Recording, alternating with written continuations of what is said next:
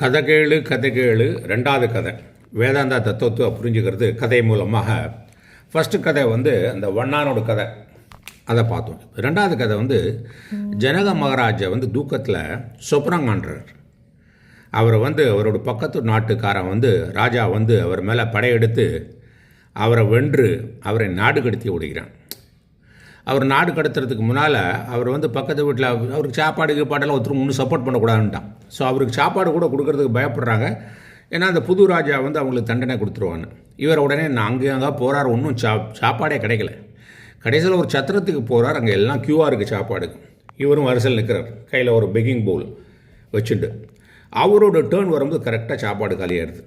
உடனே அங்கே கீழே இருக்கிறது எல்லாம் இருக்குல்ல, அந்த பருக்கையெல்லாம் கூட கொடுப்பா, எனக்கு ரொம்ப பசிக்கிறது, தலை சுற்றுறது எனக்கு அப்படின்னு. அவன் பருக்கை எடுத்து கொடுக்கும்போது மேலேருந்து ஒரு பறவை அதை தட்டி விட்டுறது. அப்படியே அவர் என்ன செய்கிறது, சாப்பாடு கப்பாடு இல்லாமல் மயக்கி விழுந்துடுறார். இதே மாதிரி சொப்னத்தை கேட்டுட்டு டக்குன்னு சொப்னத்துலேருந்து எழுந்துட்டுறார். நம்மளாம் இந்த மாதிரி பயங்கர சொப்னத்தை பார்த்து என்ன சொல்லுவோம், அப்பா வாட் ஏ ரிலீஃப் அப்படிமோல. இவர் ஒரு ஃபிலாசபர்.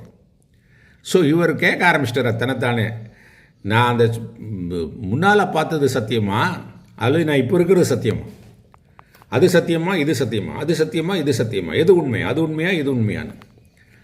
உடனே அங்கே மைக்காவலர்கள்லாம் பார்க்குறா, கேட்டுகிட்டே இருக்கிற, அது உண்மையா இது உண்மையா அது உண்மையான்னு. நிறைய டாக்டர்ஸ்லாம் வராங்க, இவர் பேசவே மாட்டேங்கிறார், திரும்ப திரும்ப சொல்லிகிட்டே இருக்கிறார், அது உண்மையா இது உண்மையான்னு. உடனே அந்த டயத்தில் அஷ்டாவக்கரர் போயின்னு இருக்கார். அஷ்டாவக்கரர் திரிகால ஞானி இல்லை, எல்லாம் அறிந்தவர் தானே.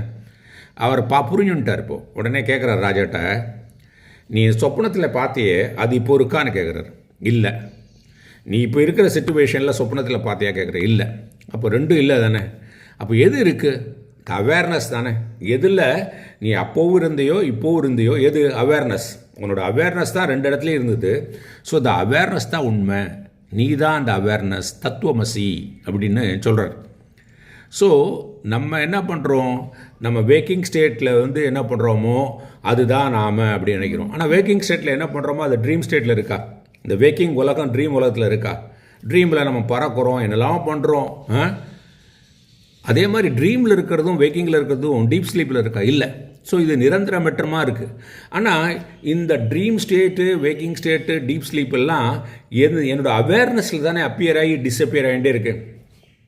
அது நிலையானது தானே, அதுக்கு பிறப்பு அறப்பற்றது இல்லை. அது தெரிஞ்சுட்டா இவ்வளோ சந்தோஷமாக இருக்கும், கவலைகள் இல்லாமல் இருக்கும்ல. அதுதான் இந்த கதையோட தத்துவம். இன்னும் இந்த பாதையில் பயணிப்போம். நன்றி.